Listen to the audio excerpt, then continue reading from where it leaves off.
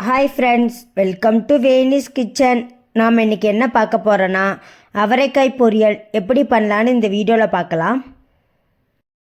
இது சாதம், variety rice கூட செஞ்சு சாப்பிட்லாம். அது எப்படி பண்ணலான்னு இந்த வீடியோவில் நம்ம பார்க்கலாம். பொரியல் பண்ணுறதுக்கு தேவையான ஒரு பாத்திரத்தை அடுப்பில் வச்சுட்டு ஒரு 3 ஸ்பூன் அளவுக்கு எண்ணெய் சேர்த்துக்கிறேன்.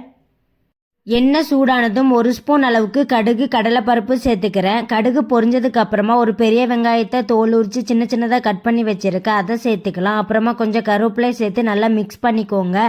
வெங்காயம் நல்லா வதங்கட்டும். வெங்காயம் கண்ணாடி பதம் வர வரைக்கும் நல்லா வதக்கிக்கோங்க. வெங்காயம் நல்லா வதங்கினதுக்கு அப்புறமா நான் கொஞ்சம் அவரைக்காவை வாஷ் பண்ணி சின்ன சின்னதாக கட் பண்ணி வச்சுருக்கேன், அதையும் சேர்த்து நல்லா மிக்ஸ் பண்ணிக்கலாம். அப்புறமா கொஞ்சம் உப்பு சேர்த்து நல்லா மிக்ஸ் பண்ணிக்கிறேன். நம்ம ஊற்றிருக்க எண்ணெயிலேயே அவரைக்காவை ஒரு 2 நிமிஷம் நல்லா வதக்கிக்கோங்க. அப்போ தான் பொரியல் நல்லா டேஸ்ட்டாக இருக்கும். அப்புறமா 1 கிளாஸ் அளவுக்கு தண்ணி சேர்த்து நல்லா மிக்ஸ் பண்ணிவிட்டு ஒரு 10 நிமிஷம் க்ளோஸ் பண்ணி வைங்க. அவரைக்காய் நல்லா வேகட்டும். இடையில ஓப்பன் பண்ணி கிளறி விட்டுக்கோங்க. அவரைக்காய் நல்லா வேகட்டும். அவரைக்காய் வேகிறதுக்குள்ளே நம்ம பொரியலுக்கு தேவையான தேங்காவை அரைச்சி எடுத்துக்கலாம். தேங்காய் அரைக்கிறதுக்கு தேவையான ஒரு ஜாரை எடுத்துகிட்டு என் 1 கை அளவுக்கு தேங்காய் சேர்த்துக்கிறேன். அப்புறமா 1 ஸ்பூன் அளவுக்கு ஜீரகம் சேர்த்துக்கிறேன். அப்புறமா 2 வத்தல் சேர்த்துக்கிறேன். அப்புறமா 3 பூண்டு சேர்த்துக்கிறேன். அப்புறமா 1 ஸ்பூன் அளவுக்கு மிளகு சேர்த்து கொஞ்சமாக தண்ணி விட்டு மைய அரைச்சி எடுத்துக்கலாம்.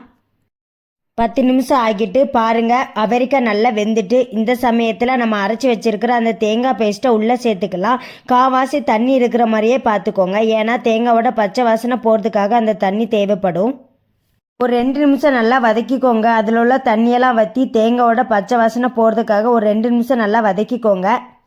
இந்த மாதிரி தண்ணியெல்லாம் வத்துற அளவுக்கு நல்லா வதக்கிக்கோங்க. கடைசியாக உப்பு செக் பண்ணி பாருங்கள், எனக்கு கொஞ்சம் உப்பு கம்மியாக இருக்குது. ஸோ நான் இந்த சமயத்தில் கொஞ்சம் உப்பு சேர்த்து நல்லா மிக்ஸ் பண்ணிவிட்டு அடுப்பு ஆஃப் பண்ணிவிடுறேன். அவ்வளோதாங்க, அவரைக்காய் பொரியல் ரெடி ஆகிட்டு.